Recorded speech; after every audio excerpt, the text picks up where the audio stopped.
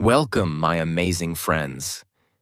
Yesterday, I shared part 1 of World War II, where I explained why this terrible war started and how Hitler manipulated millions of people with his words, his ideas, and his power. He made people believe in something dangerous, something that led to the most destructive war in human history. If you haven't watched that video yet, go and watch it now.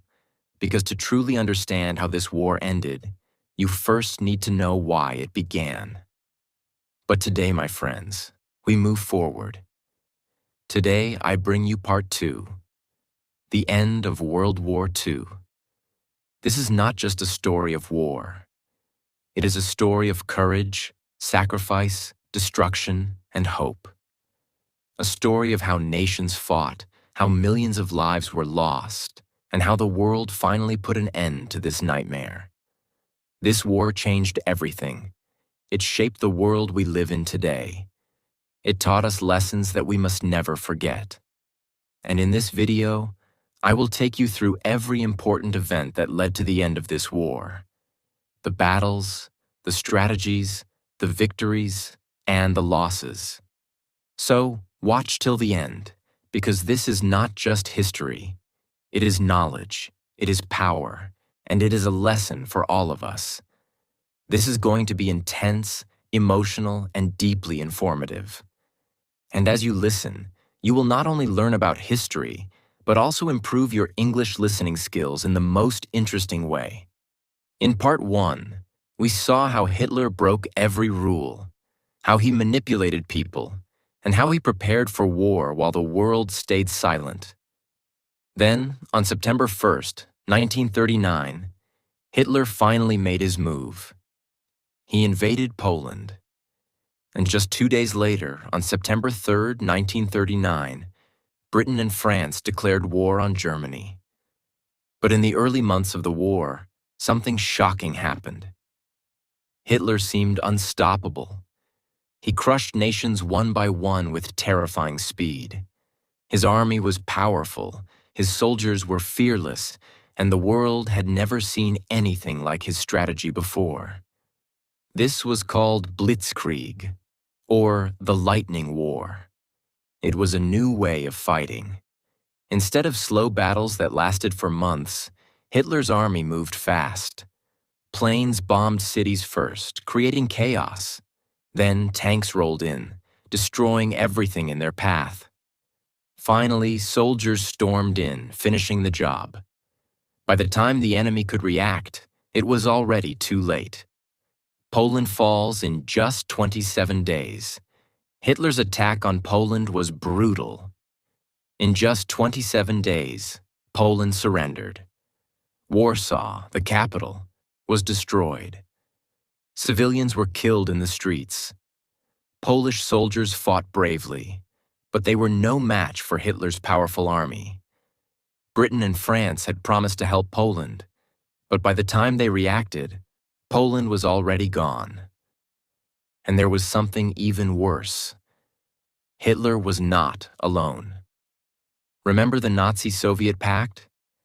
Stalin, the leader of the Soviet Union, had agreed to divide Poland with Hitler. So, just 16 days after Germany attacked, the Soviet Union invaded Poland from the east. Poland was trapped between two powerful enemies. It never had a chance. By October 6th, 1939, Poland no longer existed. The world was in shock, but Hitler wasn't going to stop. From October 1939 to April 1940, there was almost no fighting in Western Europe. This period was called the Phony War, because even though Britain and France had declared war, they did nothing. They were preparing, waiting, hoping that maybe Hitler would stop. But Hitler had other plans. While Britain and France waited, Germany was secretly preparing for the next attack. And then, in April 1940, the silence was broken. On April 9th, 1940, Hitler launched a surprise attack on Norway and Denmark. Denmark surrendered in just 6 hours. It was one of the fastest defeats in history. Norway tried to fight back, but within 2 months, it was also defeated. Now Hitler controlled both countries, giving him access to important ports and resources. The world finally realized this was only the beginning. Britain and France were sure that Hitler would never be able to invade France. Why?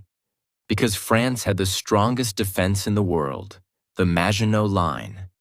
The Maginot Line was a massive wall of fortresses built along the French-German border.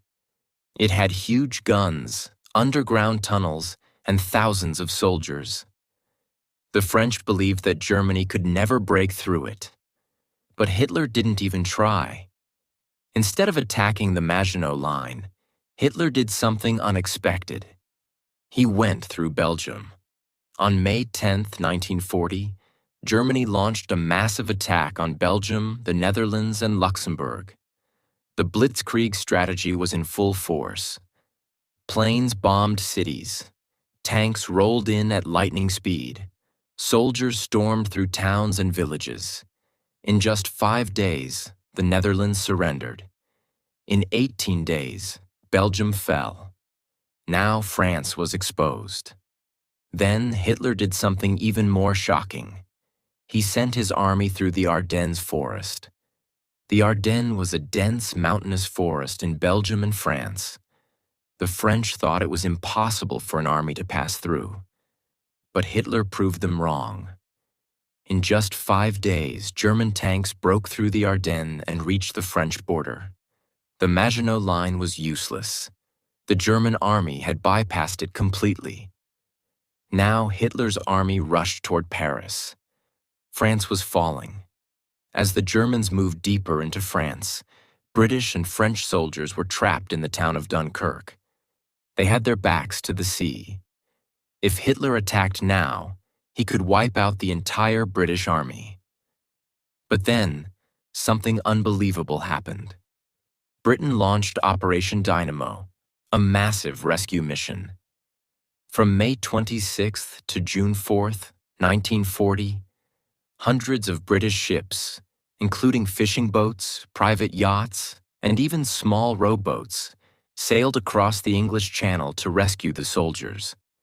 In just 10 days, they saved over 338,000 British and French soldiers. This became known as the Miracle at Dunkirk. Even though Britain lost a lot of equipment, it saved its army, and that meant it could continue the fight. But for France, there was no miracle. On June 10, 1940, the French government fled Paris.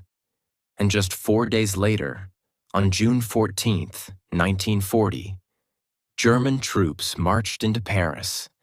The city of lights and love had fallen to darkness. And then, on June 22, 1940, France officially surrendered to Germany. Hitler had done what no one thought was possible. He had crushed France in just 6 weeks. To celebrate his victory, Hitler did something that humiliated France. He forced the French to sign the surrender document in the same railway carriage where Germany had surrendered at the end of World War I in 1918. It was Hitler's way of getting revenge. Now Germany controlled almost all of Europe. But one enemy still stood strong: Britain. And Hitler was about to launch his biggest attack yet. It was July 1940. And Hitler had already taken control of most of Europe. Poland, Denmark, Norway, Belgium, the Netherlands, and France had all fallen to his army. Britain was the last major country still fighting against him. But Hitler believed Britain would soon surrender. After all, he had one of the strongest armies in the world. His soldiers were fearless, his tanks were unstoppable, and his air force, the Luftwaffe, was the most powerful in Europe. There was only one problem. Britain was an island. Hitler could not send his tanks into Britain the way he had in France. The only way to defeat Britain was to first destroy its air force. This led to one of the most important battles in history, the Battle of Britain. Hitler believed that if he sent thousands of planes to bomb British cities, the people would become scared. They would beg their government to surrender, and without an air force, Britain would be weak, allowing Hitler to invade easily. In July 1940, Hitler gave the order. Every day, German bombers flew over Britain, dropping thousands of bombs. Their targets were airfields, destroy the British planes before they could even take off; factories, stop Britain from building new planes; radar stations, so Britain couldn't detect incoming attacks. The British Royal Air Force RAF was outnumbered. Germany had more planes, more pilots, and more experience. But Britain had one advantage: radar. Radar allowed the British to detect exactly where German planes were coming from. This meant British fighters could be ready before the bombs even dropped. The battle in the skies was intense. Dogfights, air battles happened every day.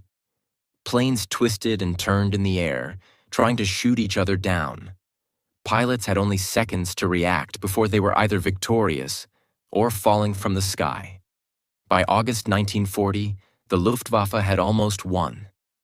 The British RAF was close to breaking. Then something unexpected happened. A German plane accidentally bombed London instead of a military target.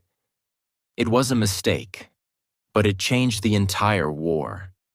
In response, Britain bombed Berlin, the capital of Nazi Germany. Hitler was furious. He could not believe that British bombs had hit his city. He wanted revenge.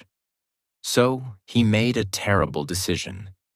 Instead of destroying the RAF, Hitler ordered the Luftwaffe to only bomb cities like London. This gave the RAF time to recover. They repaired airfields, built more planes, and trained new pilots. By September 1940, Britain was stronger than ever, and on September 15, 1940, the Luftwaffe launched its biggest attack yet. Over 1,500 German planes filled the sky. But the British were ready. Hundreds of RAF fighters rose into the air. The skies over Britain became a battlefield. For hours, planes clashed in the air, machine guns fired, planes exploded, pilots fought for their lives. By the end of the day, Germany had lost more than 60 planes, while Britain had lost only 26. The Luftwaffe had failed. For the first time, Hitler had lost. After the battle, British Prime Minister Winston Churchill gave one of the most famous speeches in history. He stood before the British people and said, "Never in the field of human conflict was so much owed by so many to so few." He was talking about the brave RAF pilots who had risked their lives to save Britain. The people of Britain now had hope. And Hitler? He was furious. Losing the Battle of Britain was a huge blow to Hitler's ego. He believed he was invincible, that nobody could stop him. But now, for the first time, someone had stopped him. And Hitler couldn't accept it. This is when his megalomania, a dangerous obsession with power and control, became worse. He became even more aggressive. He started making irrational decisions. He refused to listen to his generals.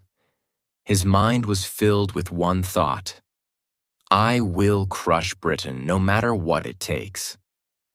But instead of focusing on Britain, Hitler turned his attention elsewhere. Hitler had always hated communism, and he believed that Britain was only still fighting because it hoped for help from the Soviet Union. So Hitler made a bold decision. Instead of continuing the war against Britain, he would attack the Soviet Union. He thought that by crushing the Soviet Union, Britain would lose hope and surrender. His new plan was to invade the Soviet Union by the summer of 1941. But what he didn't realize was that he had just made the biggest mistake of his life, because the Soviet Union was not an easy enemy to defeat, and what awaited him in Russia would destroy him. Hitler thought the Soviet Union was weak. He called their army the Red Army of Cowards. He believed he could defeat them in just a few months. On June 22, 1941, Hitler sent over 3 million German soldiers to attack the Soviet Union. It was the biggest invasion in history. His plan was called Operation Barbarossa. Hitler's goal was simple: capture Moscow, the Soviet capital, destroy communism forever. At first, everything went exactly as Hitler had planned. The German army moved fast. Their tanks, called panzers, raced across Soviet land. Their planes, the Luftwaffe, bombed everything in their path. The Soviet soldiers were not ready. Many didn't even have proper weapons. Some had to fight with their bare hands. By September 1941, Hitler's army had reached Leningrad, now St. Petersburg, in the north. In the center, they were moving towards Moscow. In the south, they had almost captured Ukraine. Hitler was confident. He told his generals, "The Soviet Union is finished." But he didn't realize his biggest nightmare was about to begin. Hitler had made a huge mistake. He thought the Soviet Union would be easy to conquer, but he did not understand 3 things. 1. The Soviet Union was huge. Germany had to fight across thousands of kilometers. 2. The Soviet people would never give up. They would fight until death. 3. The Russian winter was coming, and it was the deadliest winter in history. By October 1941, German soldiers were freezing in the cold. Their tanks couldn't move because the fuel was frozen. Their guns wouldn't fire because of the ice. And worst of all, they had no winter clothes. Hitler had not prepared for winter. He had thought he would win the war before it even arrived. But the Soviets were ready. In December 1941, German soldiers were just 30 kilometers away from Moscow. They could see the towers of the city. Victory was so close. But then, something incredible happened. The Soviet leader, Joseph Stalin, ordered a massive counterattack. From the east, thousands of fresh Soviet soldiers arrived. They were dressed in warm winter uniforms. They were used to the freezing cold. The German soldiers were exhausted, starving, and frozen. On December 5, 1941, the Soviet army attacked. The Germans were forced to retreat. It was their first big defeat on land. Hitler was shocked. He had never lost a land battle before. This was the first sign that Germany was not invincible. After this defeat, Hitler became even more paranoid. He stopped listening to his generals. He executed officers who disagreed with him. He believed he was the only one who could win the war. Instead of retreating, Hitler made a crazy decision. He decided to attack another city, Stalingrad. And this would be the biggest disaster of his life. Hitler wanted revenge for his failure in Moscow. So he chose to attack Stalingrad, a city in southern Russia. Why? Because the city was named after Joseph Stalin, the Soviet leader. Hitler thought, if I destroy Stalingrad, I destroy Stalin. In August 1942, Hitler sent over 1 million soldiers to capture the city. At first, it looked like Germany would win easily. The Luftwaffe bombed Stalingrad non-stop. The city was burning. It looked like hell on earth. The German army entered the city and started fighting in the streets. They thought the Soviets would surrender quickly. But they were wrong. The Soviet soldiers refused to give up. They fought for every building, every street, every room.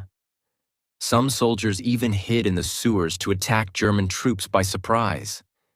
The battle was so brutal that soldiers had to fight with knives, hammers, and even bricks. By November 1942, the German army controlled 90% of Stalingrad. Victory was almost theirs. But then, disaster struck. The Soviet commander, General Zhukov, had a brilliant plan. While the Germans were busy fighting inside the city, the Soviet army secretly gathered outside the city. On November 19, 1942, they launched a massive attack from both sides. The Germans were completely surrounded. They had nowhere to escape. They were trapped. For 2 months, the Germans begged Hitler to let them surrender. But Hitler said no. You will fight to the last man. By February 1943, the German army was starving, freezing, and dying. Their commander, General Paulus, finally made a decision. On February 2, 1943, he surrendered. It was the biggest defeat in German history. The Battle of Stalingrad was a turning point in World War II. Before this battle, Germany had always won. After this battle, Germany started losing. Over 800,000 German soldiers were killed or captured. The Soviet Union proved that Germany was not unstoppable. And Hitler? He was humiliated. He became even more insane. But the worst part? Now the entire world knew he could be defeated. And soon, the Allies would start planning the attack that would destroy him forever. Hitler was no longer the invincible dictator he thought he was. He was losing, and the whole world knew it. But he refused to accept the truth. On December 7, 1941, Japan attacked Pearl Harbor, an American naval base. This was a huge mistake. America, the most powerful country in the world, was now officially in the war. Hitler thought America was weak. He thought they wouldn't be a problem. But he was wrong. America had millions of soldiers, thousands of tanks, and more weapons than any other country. And now, they were coming for Germany. For years, Hitler had controlled most of Europe. But the Allies had a plan. They would launch a massive attack on the beaches of Normandy, France, and take back Europe from Hitler. This attack was called D-Day. On June 6, 1944, at 6:30 a.m., the battle began. Over 156,000 Allied soldiers stormed the beaches. It was the biggest invasion in history. Hitler's army was waiting for them. Machine guns, bombs, and snipers rained down on the soldiers as they ran onto the sand. But the Allies kept going. They fought with everything they had. By the end of the day, they had won. France was free. And now, nothing could stop them from reaching Germany. Hitler was terrified. He knew his time was running out. The Allies were closing in. From the west, the American and British forces were marching towards Berlin. From the east, the Soviet Red Army was destroying everything in its path. Hitler had one last chance. In December 1944, he launched a surprise attack called the Battle of the Bulge. It was his final attempt to push the Allies back. At first, it worked. The Germans attacked with everything they had. They pushed the Americans back for a moment. But then, the Americans fought back. Within a month, Germany had lost again. Now there was nothing left to stop the Allies. By April 1945, the Soviet army had reached Berlin. The city was on fire. Bombs were falling every second. Hitler knew it was over, but he refused to surrender. Instead, He hid in a bunker deep underground. For days, he listened to the sounds of bombs exploding above him. His own soldiers had abandoned him. His closest friends had given up. And then, on April 30th, 1945, he made his final decision. Hitler and his wife, Eva Braun, sat in their bunker. At 3:30 p.m., he took out a pistol, and he shot himself in the head. The man who wanted to rule the world was now dead. 1 week later, on May 8, 1945, Germany surrendered. The war in Europe was over. People ran into the streets crying, laughing, and celebrating. The nightmare was finally over. But there was still one last enemy left. Even though Germany had lost, Japan was still fighting. They refused to surrender. So, America made a terrible decision. On August 6, 1945, they dropped an atomic bomb on the city of Hiroshima, Japan. 80,000 people died instantly. 3 days later, on August 9, 1945, they dropped another bomb on Nagasaki, Japan. 70,000 more people died. The world had never seen destruction like this before. On August 15, 1945, Japan surrendered. World War II was over. This was the deadliest war in human history. Over 60 million people died. Entire cities were wiped off the map. But in the end, good triumphed over evil.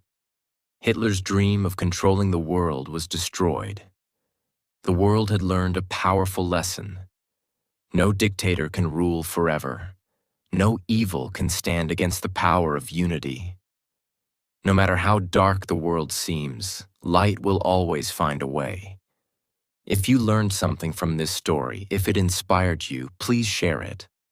Like, comment, and subscribe. Because history is not just a story from the past. It is a lesson for the future. And we must never forget what happened. We must always stand for peace, for freedom, and for justice. Thank you for reading. The world is yours. Make it a better place.